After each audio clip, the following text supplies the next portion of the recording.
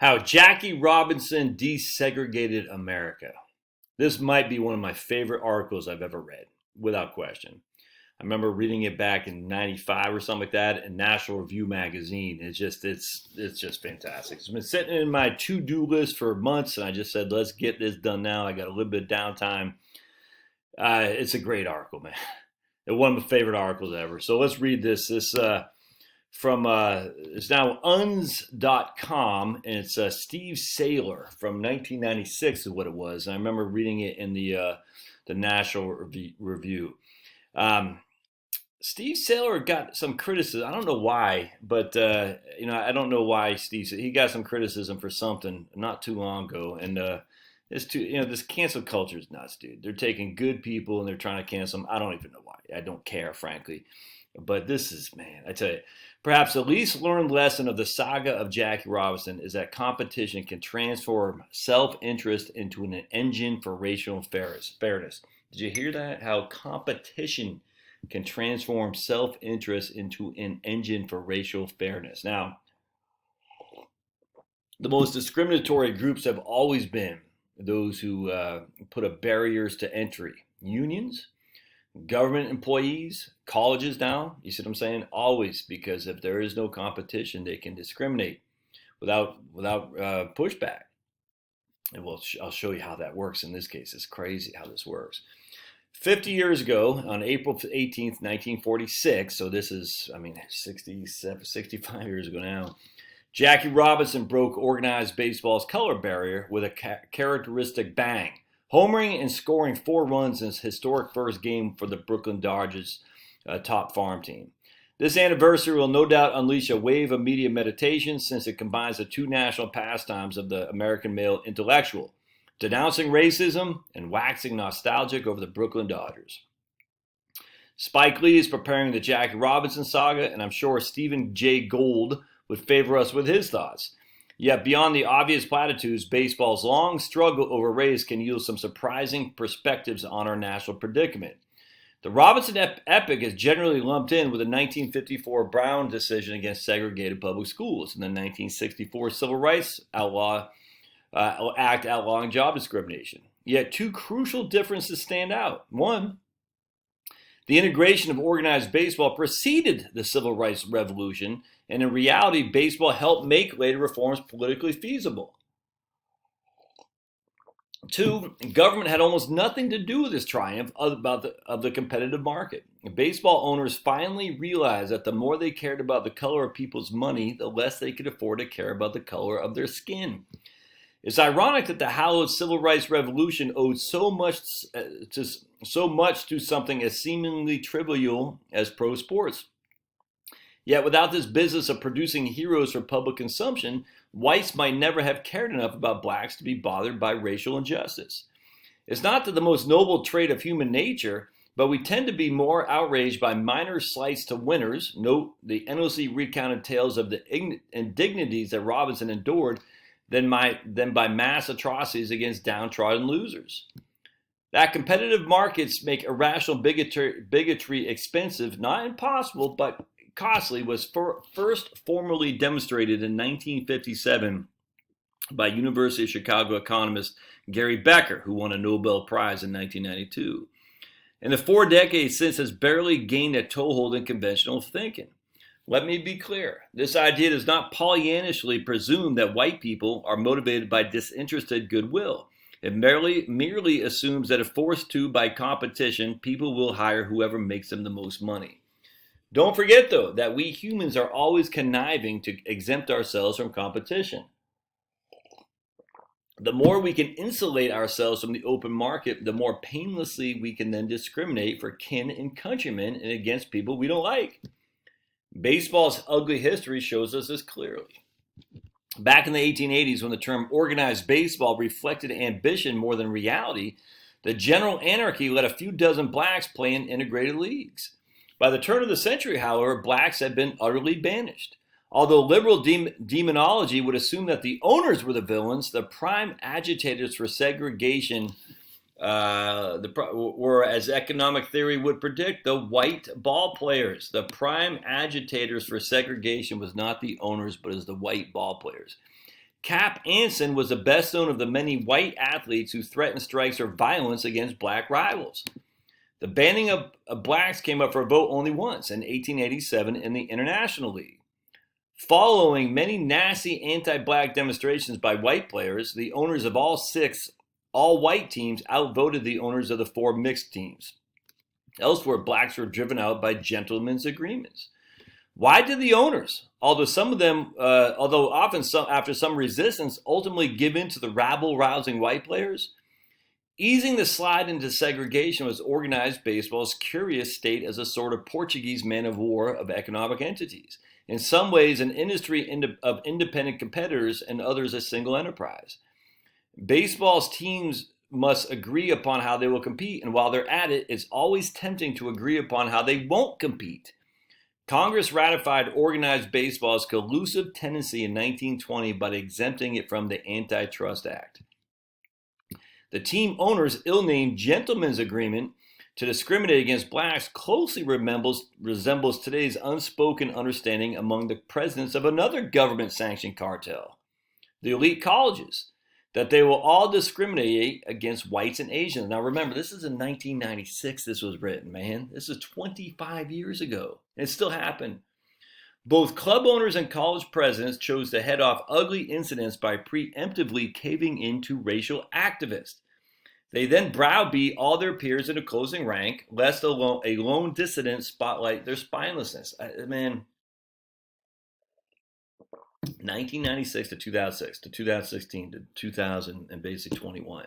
25 years ago. Even back then, they're talking about how the government sanctioned cartels, colleges were discriminating against whites and Asians. It's crazy.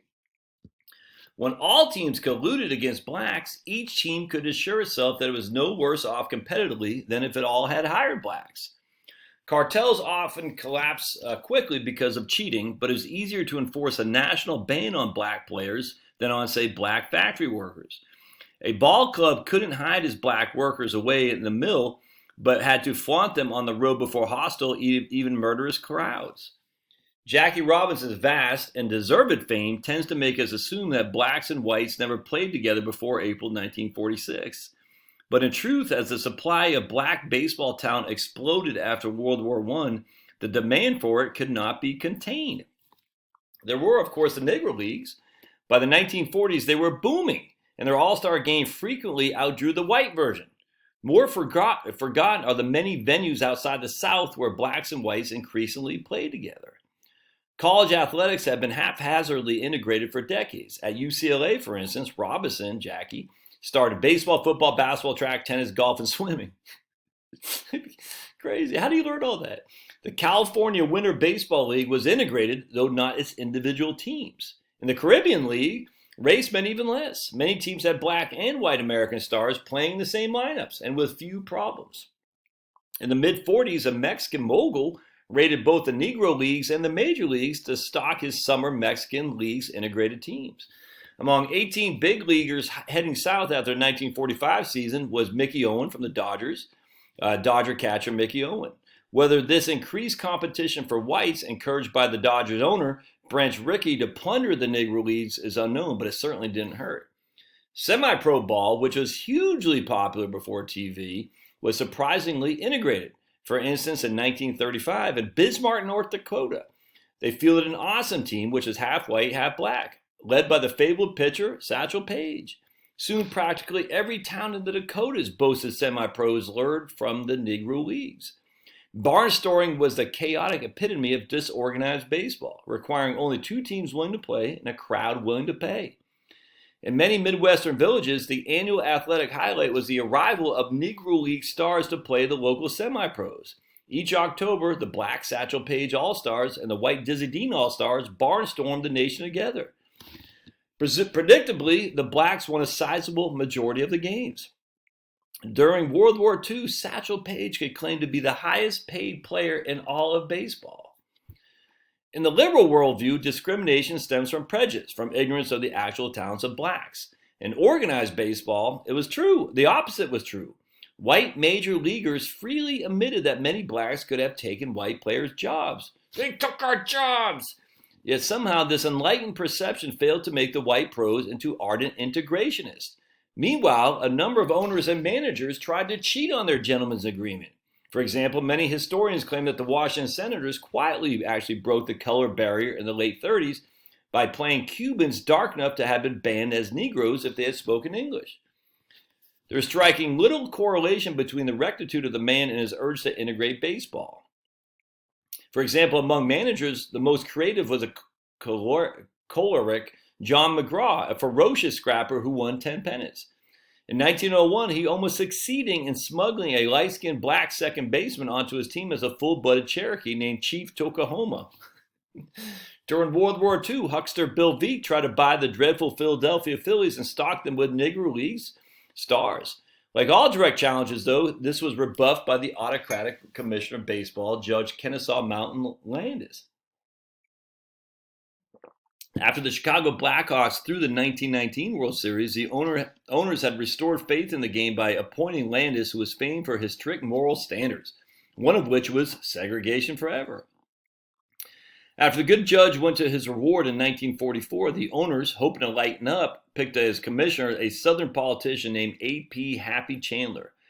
When Happy surprisingly indicated that he wouldn't veto black players, Branch Rickey set his plans into motion.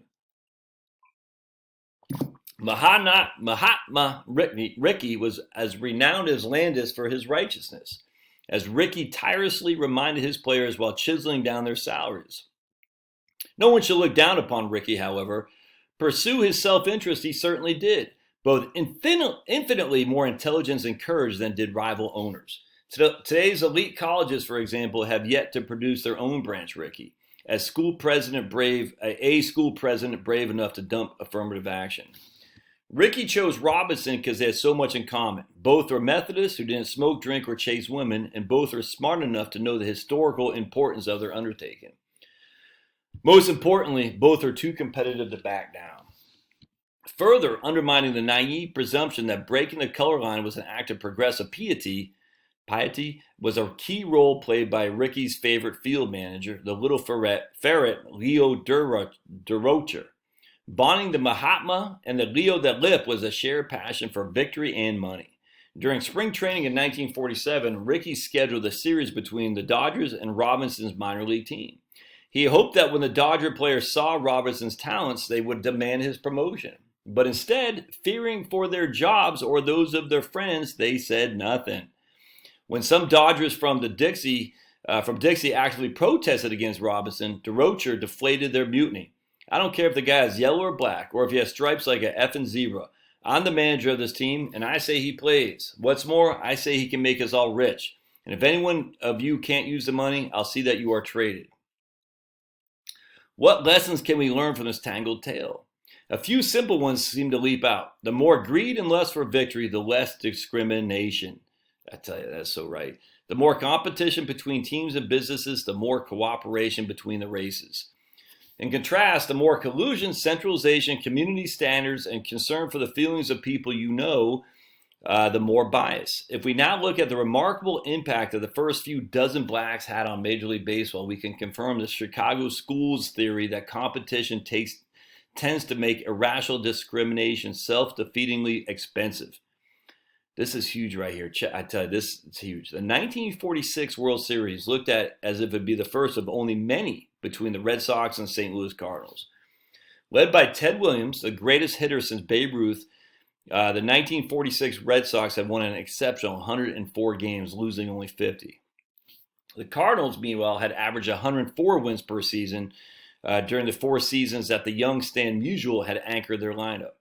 Both left fielders would long remain superlative hitters. As of late 1957, Musial led the National League with a batting average of .351, while Williams topped that with a .388 average. Yet neither man returned to the World Series. After 1946, they neither returned to the World Series. Why? Largely because of St. Louis's and Boston's boneheaded bigotry. With Robinson apprenticing in the minors throughout the 1946 season, the Brooklyn Dodgers finished 2 games behind the Cardinals. In 1947, though, Rookie of the Year Robinson made the difference, as the Dodgers edged the Cardinals for the pennant. Jackie instantly became the league's biggest draw, with the Dodgers setting NL records for both home and away attendance. During each preseason alone, Robinson earned his annual salary from the huge Southern crowds, black and white, that turned out to cheer and boo him. By barnstorming throughout Dixie, Rickey was exposing Robinson to a real threat of assassination, as well as the insults of Jim Crow. But hey, the money was too good to pass up. Rickey followed up his masterstroke by signing more Negro League players like Ray Campanella and Don Newcombe. During Robinson's 10-year tenure, Brooklyn's dividends for desegregating first were 6 NL titles, fueled by Black Dodgers winning 5 Most Valuable Player awards and 4 Rookie of the Year awards. In contrast, St. Louis frittered away the heart of Musial's stupendous career by not obtaining a black regular until Curt Flood in 1958. The Cards paid a brutal price for discriminating.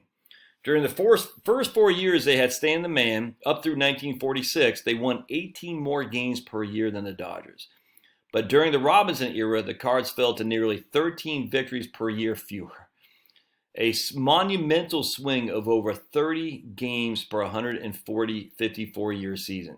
Man, think about it. They won almost 18 games more per year, more than the Dodgers, up until the Dodgers integrated. And then they finished 13 games less. That's crazy. The Cardinals stubbornly ignored blacks until Augie Busch bought the team in 1954. Fearing a black boycott of Budweiser, he immediately ordered his scouts to find black players, but by then the easy pickings were gone.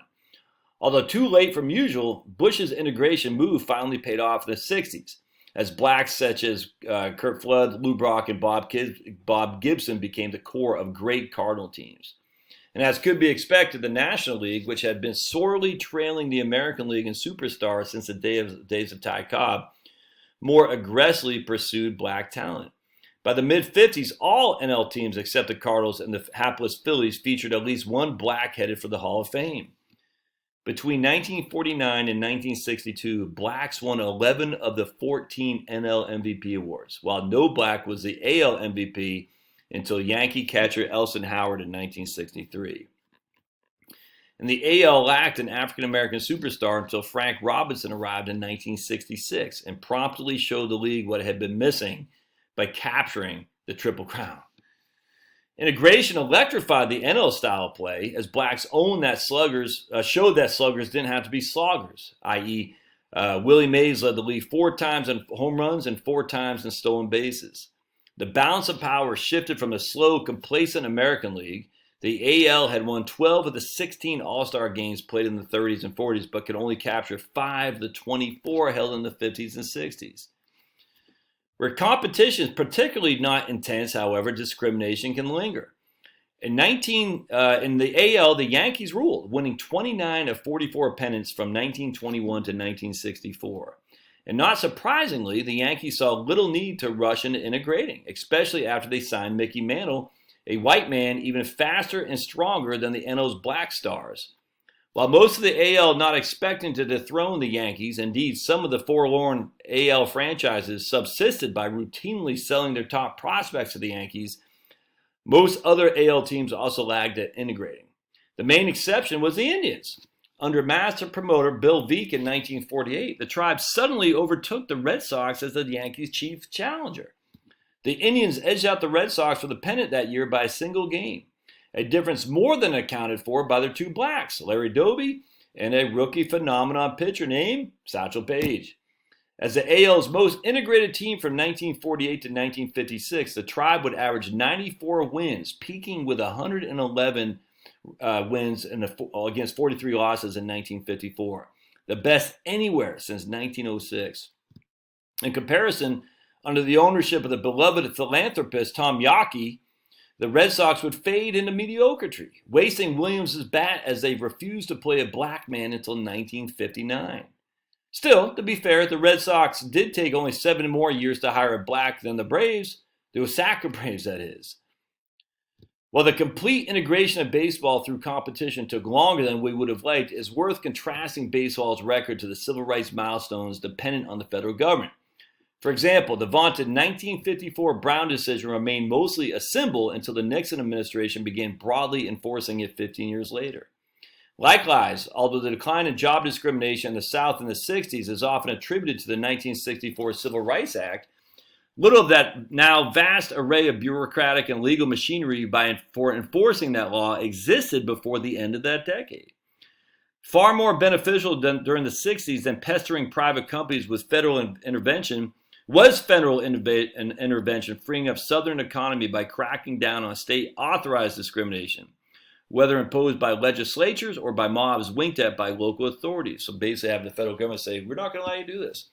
Trump needs to be doing that with big tech, for sure, and against the universities. Trump needs to say, look, if you're not going to do it, we're going to crack down on you, without question. That's where the federal government can come in and say, we're not going to allow you just wink and freaking continue to discriminate.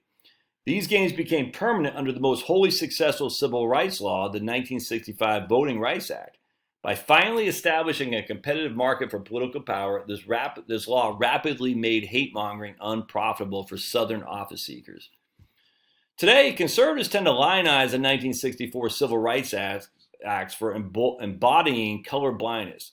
And denouncing quotas while supporting anti-discrimination laws, however, the right shows a surprising faith in the ability of government bureaucrats and judges to decide case by case which private hiring decisions are tainted by bias. In reality, a close study of possible instances of discrimination shows why the sainted 1964 Act made quotas inevitable. Frequently, no outsider, and sometimes not even those involved, can know which of the many possible reasons for employment decision were actually conclusive. For example, the Yankees first employed black minor leaguers in 1949, but didn't promote any to the big club until 1955.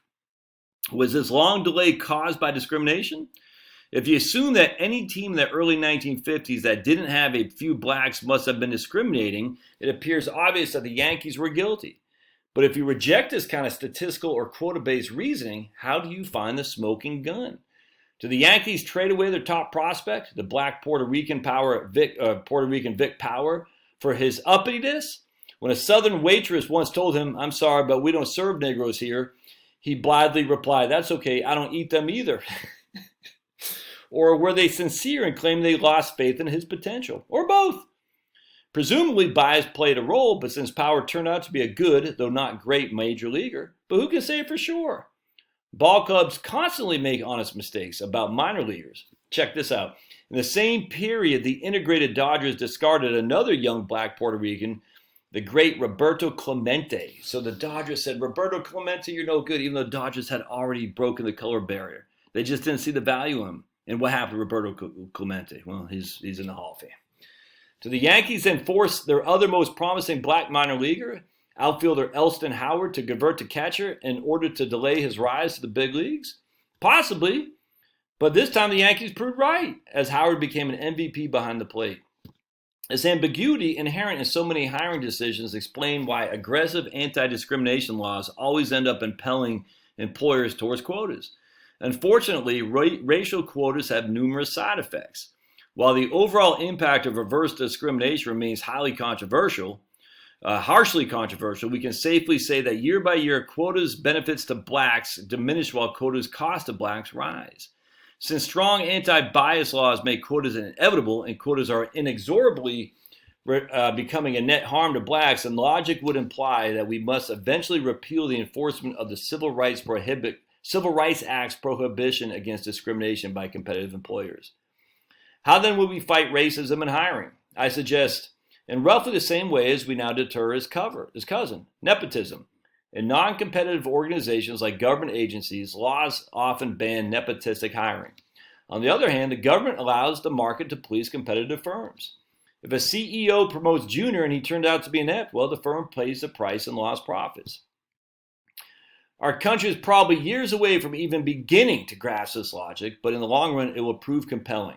Conservatives, however, can't seize the rational high ground until they stop leaping to defend institutions they especially should be wary of: unions, regulated monopolies, and government agencies against the threat of racial quotas. All right, so again, conservatives can't seize the rational high ground until they stop leaping to defend institutions they should be wary of against the threat of racial quotas. True competition does restrain irrational discrimination, but where competition is lacking, such as government monopolies like police and fire departments or in labor unions, which exist to negate competition, then quotas can sometimes be necessary to put a price on discrimination. Man, one of the best articles I've ever read. It's so good, so good. I'll put a link in the show notes. Man, it's insanely good. And you think about it, 5 years later, 2000, maybe 2003, Sandra Day O'Connor, she allowed for Michigan to discriminate on the basis of race. I think it was 2003, basically saying in 25 years we won't need to do this anymore. Well, that was basically 18 years ago. So we're coming 7 years away, and we haven't got anywhere near getting rid of discrimination at all against whites, Asians, you name it, doesn't matter. I mean, you could discriminate in favor of blacks and people of color now, but you're still hurting. It's a net hurt. When you allow for inherent discrimination, it's a net loss to the people you think you're trying to help. Never mind, it creates anger and divisiveness on the people that that have benefited too much. It does nobody any good, for sure. And yet we're just going down this rabbit hole because, again, the rabble rousers are all now on the left saying we want, discriminate, whites are fragile. The whole thing's nuts. You're never get to a rate. You're just never going to get to a free and fair society when the government takes sides. You can't. But the government needs to get involved when they see inherent discrimination, especially on regulated monopolies like government agencies and universities. They got to start cracking on that stuff, man. And then big tech too. All right. Love to hear your comments. This is fantastic. Love to hear your comments. See ya.